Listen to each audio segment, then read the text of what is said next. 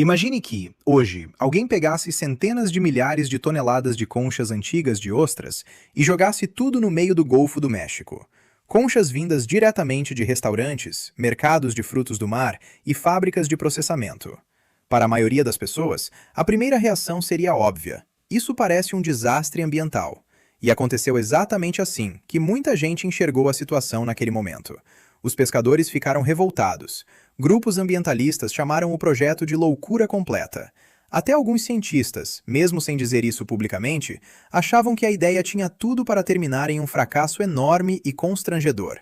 Só que o que aconteceu depois, lá no fundo do oceano, tornou-se tão surpreendente que biólogos marinhos com décadas de experiência precisaram revisar os próprios dados várias vezes, porque simplesmente não conseguiam acreditar no que estavam vendo. Antes de começar essa história impressionante, escreve nos comentários se você acredita que a natureza consegue realmente se curar sozinha, ou se existem danos tão profundos que nunca podem ser reparados. E se você gosta de histórias sobre ciência, oceanos e fenômenos escondidos do nosso planeta, aproveita para se inscrever no canal e deixar o seu like, porque o que você escutará agora talvez mude completamente a forma como você olha para o mar. Entre os anos de 2007 e 2024, desenvolveu-se, diante da costa da Flórida, um dos projetos ambientais mais discutidos dos Estados Unidos. A ideia parecia simples demais para ser levada a sério. Milhares de restaurantes, peixarias, mercados e empresas de frutos do mar começaram a separar conchas usadas de ostras. Em vez de mandarem tudo para aterros sanitários, essas conchas eram reunidas, transportadas em caminhões até a costa, colocadas em grandes balsas e depois levadas para áreas específicas do Golfo do México. No total, segundo a narrativa do projeto, mais de 500 mil toneladas de conchas acabaram depositadas sob a água. E quase imediatamente surgiram críticas de todos os lados. Muitas organizações ambientais diziam que aquilo não era conservação, mas apenas lixo com aparência de ecologia. Para elas, as conchas poderiam sufocar o fundo do mar, alterar o ambiente natural e cobrir áreas sensíveis com resíduos. Famílias de pescadores que trabalhavam havia gerações naquelas águas temiam que a iniciativa destruísse as populações de peixes que ainda restavam. Alguns chegaram a afirmar que certas partes da costa da Flórida talvez nunca mais se recuperassem depois daquilo. Mesmo com toda essa oposição, o projeto continuou. A lógica dos responsáveis era direta. Aquelas conchas acabariam em aterros de qualquer maneira. Então, se existisse mesmo uma pequena chance de que elas ajudassem a restaurar ecossistemas marinhos destruídos, talvez o risco valesse a pena. Mas havia um detalhe importante que quase ninguém sabia. Nem mesmo os pesquisadores mais otimistas esperavam um verdadeiro milagre. As primeiras equipes enviadas para monitorar a região achavam que encontrariam exatamente aquilo que os críticos tinham previsto. Montes de conchas vazias, talvez algumas algas crescendo devagar e pouco mais do que isso.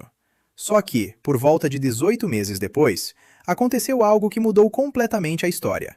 Quando os pesquisadores começaram a analisar amostras retiradas do fundo marinho, descobriram que a vida estava colonizando as conchas numa velocidade muito maior do que o esperado. Não depois de 5 anos, nem depois de 3. O processo tinha começado praticamente de imediato. Os primeiros resultados deixaram até especialistas experientes em choque. O Dr. Krimsky, especialista em habitats de moluscos e ostras, teria interrompido uma reunião científica no meio de uma explicação, porque os dados simplesmente pareciam não fazer sentido. Organismos marinhos estavam crescendo sobre as conchas, em um ritmo que ninguém esperava ver tão cedo. E o mais estranho era que, no começo, ninguém conseguia explicar exatamente por quê. Vistas da superfície, aquelas pilhas de conchas pareciam insignificantes. Eram apenas manchas acinzentadas, espalhadas sobre um fundo arenoso e plano. Para um mergulhador casual, aquilo poderia parecer quase morto. Mas, debaixo da água, estava começando um processo invisível, que pouco a pouco transformaria toda aquela região. Os primeiros seres vivos a aparecer não surgiram como peixes, nem mesmo como ostras. Surgiram como bactérias. Micro-organismos minúsculos começaram a se espalhar rapidamente pelas superfícies das conchas, formando camadas biológicas extremamente finas. Essas películas microscópicas transformaram conchas mortas em pequenos habitats funcionais. E aconteceu exatamente ali que a verdadeira mudança começou. As conchas de ostras são formadas principalmente por carbonato de cálcio, em estruturas minerais como a aragonita. Esse material pode interagir lentamente com a água do mar e modificar a química ao redor. Em torno das conchas, começaram a surgir microambientes mais favoráveis para vários organismos marinhos. Pode parecer pouco, mas isso era decisivo. Muitas formas de vida no oceano precisam de sinais químicos e físicos específicos antes de se fixarem em uma superfície. E aquelas conchas ofereciam justamente esse tipo de condição. De repente, cracas, vermes tubulares e larvas jovens de ostras encontraram um lugar perfeito para se instalar. Pouco depois, apareceram diatomáceas e algas microscópicas. Aquilo se tornou a base de uma nova cadeia alimentar. Pequenos crustáceos começaram a se alimentar dessas algas. Depois, vieram caracóis marinhos minúsculos. Em seguida, surgiram os primeiros peixes jovens. Cada etapa preparava o caminho para a próxima. Era como se a natureza estivesse esperando apenas uma oportunidade para voltar. O grande problema de muitas áreas do Golfo era que boa parte do fundo marinho era formada por areia mole. E a areia, sozinha, raramente consegue sustentar ecossistemas complexos. Ela não cria estruturas firmes, não oferece muitos esconderijos seguros e não permite a formação de camadas biológicas resistentes. Por isso, várias regiões permaneciam ecologicamente travadas. As conchas quebraram esse bloqueio natural. Em apenas 6 meses, muitas superfícies já estavam cobertas por organismos vivos, mesmo que, de cima, continuassem parecendo simples montes de descarte. Cada amostra de água indicava que ali embaixo já existia um sistema funcionando. Esse se tornou o ponto de virada invisível. Sem aquela primeira etapa microscópica, nenhum recife real poderia se formar. Mas aquilo era só o começo. Pouco depois, voltaram os verdadeiros arquitetos daquele sistema, as ostras. Durante décadas, a Flórida vinha enfrentando um problema enorme que muita gente desconhecia. Larvas jovens de ostras precisam de superfícies duras para se fixar e sobreviver. Em recifes naturais, elas normalmente se prendem às conchas deixadas por gerações anteriores. Ao longo de centenas de anos, essas camadas criam grandes estruturas submarinas. Só que muitos recifes naturais tinham sido destruídos. Sem superfícies sólidas, as novas gerações simplesmente não conseguiam se estabelecer. O ciclo de reprodução natural estava quase quebrado. Aconteceu exatamente nesse ponto que as conchas antigas funcionaram como uma espécie de reinício biológico. De repente, milhões de novas superfícies ficaram disponíveis para as larvas. As ostras jovens encontraram onde se prender, começaram a crescer e rapidamente passaram a ocupar as estruturas. Ainda no primeiro ano, os cientistas registraram muito mais ostras jovens do que esperavam. E, no segundo ano, aconteceu algo ainda mais importante. A primeira geração já tinha alcançado maturidade suficiente para liberar novas larvas. O ciclo começou a se alimentar sozinho. Os humanos tinham apenas iniciado o processo. Depois disso, a natureza assumiu o controle. No terceiro ano, os pesquisadores já encontravam centenas de ostras por metro cúbico em algumas áreas dos recifes, enquanto regiões vizinhas, cobertas apenas por areia, continuavam praticamente vazias. A diferença era tão grande que muitos cientistas começaram a se perguntar se estavam observando algo muito maior do que imaginavam no início.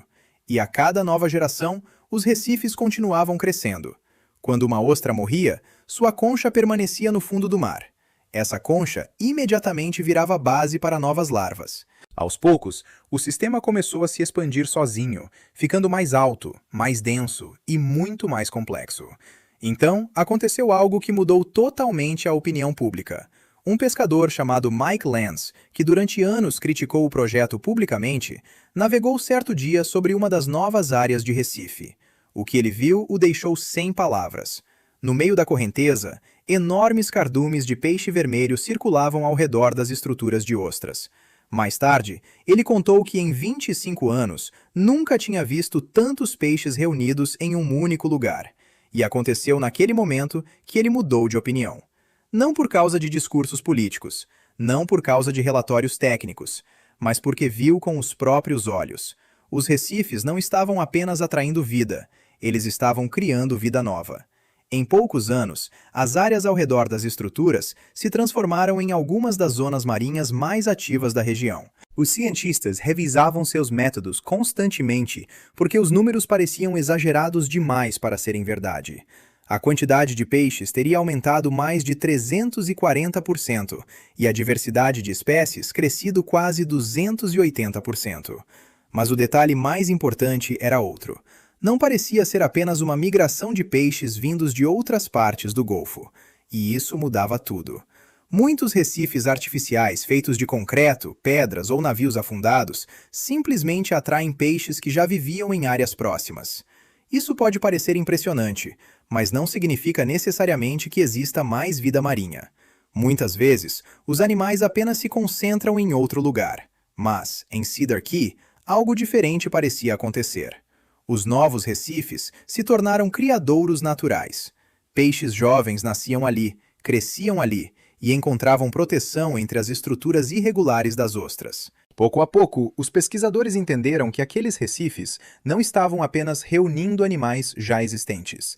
Eles estavam ajudando a formar novas populações. Os peixes vermelhos apareceram entre os primeiros. Eles usavam as estruturas como áreas de alimentação e abrigo contra predadores maiores. Depois vieram pequenos peixes costeiros, alimentando-se dos organismos grudados nas conchas. Linguados começaram a se esconder perto das bordas dos recifes. Até robalos, que haviam desaparecido de algumas áreas por anos, começaram a voltar. E, junto com os peixes, a vida em terra firme também mudou. Pescadores que antes protestavam contra o projeto começaram a ajustar suas rotas para trabalhar perto dos recifes. Barcos de pesca esportiva passaram a levar mais turistas. Hotéis e restaurantes das comunidades próximas notaram aumento no movimento. Lojas de iscas e equipamentos venderam mais. Cidades costeiras começaram a se beneficiar economicamente de algo que, pouco tempo antes, tinha sido ridicularizado como um erro ambiental. Mas o crescimento debaixo de água não parou. Os recifes ficaram cada vez mais complexos. Entre as conchas, surgiram pequenas cavernas, túneis estreitos e espaços protegidos. Essa estrutura atraiu ainda mais vida marinha. Polvos começaram a se esconder nas fendas. Pequenos caranguejos se moviam entre as camadas de conchas. Estrelas do mar cobriam algumas superfícies. Tartarugas marinhas voltaram a circular por áreas que tinham abandonado anos antes. E então vieram os golfinhos. Vários pescadores relataram grupos de golfinhos caçando juntos ao redor dos recifes, cercando grandes cardumes de peixes. Era como se um ecossistema marinho inteiro tivesse renascido do zero. E, quanto mais espécies chegavam, mais estável o sistema se tornava. Cada organismo fortalecia a cadeia alimentar. Cada espécie cumpria uma função. Tudo começava a se sustentar de maneira interligada. Enquanto a maioria das pessoas prestava atenção apenas nos animais visíveis, algo ainda mais importante estava acontecendo na própria água. Uma única ostra adulta, em condições adequadas, pode filtrar até cerca de 189 litros de água por dia. Ela retira partículas suspensas, excesso de nutrientes, bactérias e outros elementos diretamente da água. Agora imagine centenas de milhares de ostras, depois milhões. Aconteceu exatamente isso que começou a se formar sobre os novos recifes. As ostras se transformaram em enormes sistemas naturais de filtragem.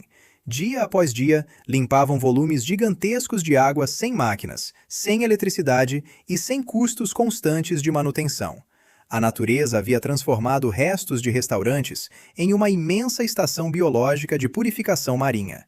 E isso era especialmente importante para o Golfo do México. Durante décadas, a região sofreu com grandes problemas de poluição por nutrientes. Fertilizantes agrícolas, esgoto urbano e resíduos industriais chegam ao oceano e podem provocar explosões de algas. Essas florações consomem oxigênio da água e, em casos graves, causam a morte de peixes e outros organismos. Os recifes começaram a enfrentar uma parte importante desse problema. Com o tempo, as medições mostraram melhoras relevantes. O oxigênio aumentou em algumas áreas. A quantidade de nutrientes poluentes caiu, a água ficou mais clara, e o mais surpreendente era que essa melhora não ficava presa apenas ao topo dos recifes. Ela começava a se espalhar lentamente para regiões vizinhas, como círculos se abrindo na superfície da água. Então veio outra surpresa. Os pastos marinhos começaram a voltar. As pradarias submarinas são fundamentais para peixes jovens, tartarugas e muitas outras espécies, mas elas precisam de luz solar para sobreviver.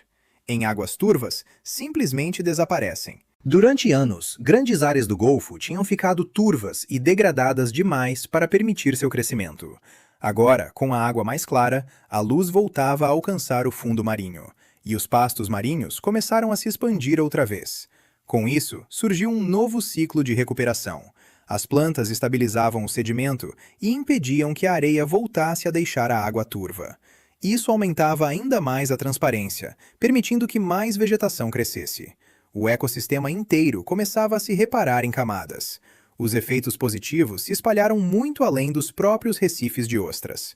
Anos depois, ecólogos calcularam que somente a capacidade de filtragem proporcionada pelas ostras representava um valor ecológico de dezenas de milhões de dólares.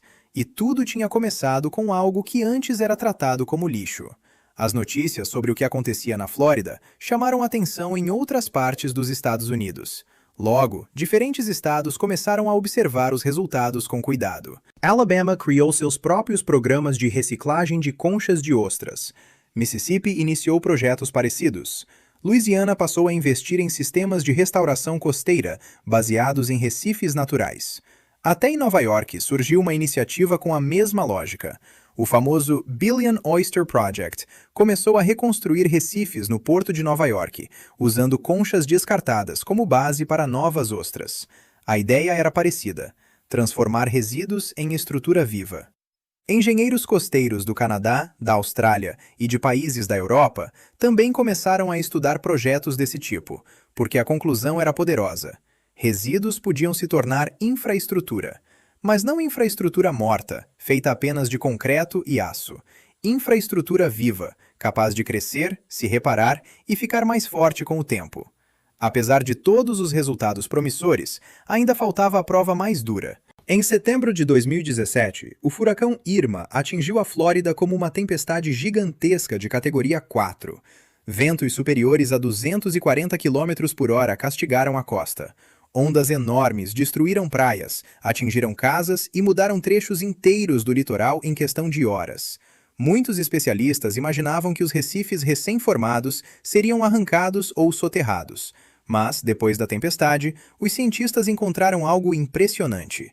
As áreas costeiras protegidas pelos recifes tinham sofrido entre 30% e 40% menos erosão do que regiões vizinhas sem essa proteção natural. A explicação era simples, mas poderosa. As formas irregulares e complexas dos recifes absorviam e dispersavam parte da energia das ondas antes que ela chegasse à costa. Eles funcionavam como grandes quebra-mares naturais. Só que tinham uma vantagem enorme sobre estruturas artificiais. Podiam se regenerar. Muros de concreto racham. Barreiras metálicas enferrujam. Estruturas costeiras tradicionais exigem manutenção constante. Cada reparo pode custar milhões. Os recifes de ostras funcionavam de outro jeito. Quando eram danificados, novas superfícies ficavam disponíveis para larvas jovens se fixarem. A geração seguinte começava imediatamente a reconstrução.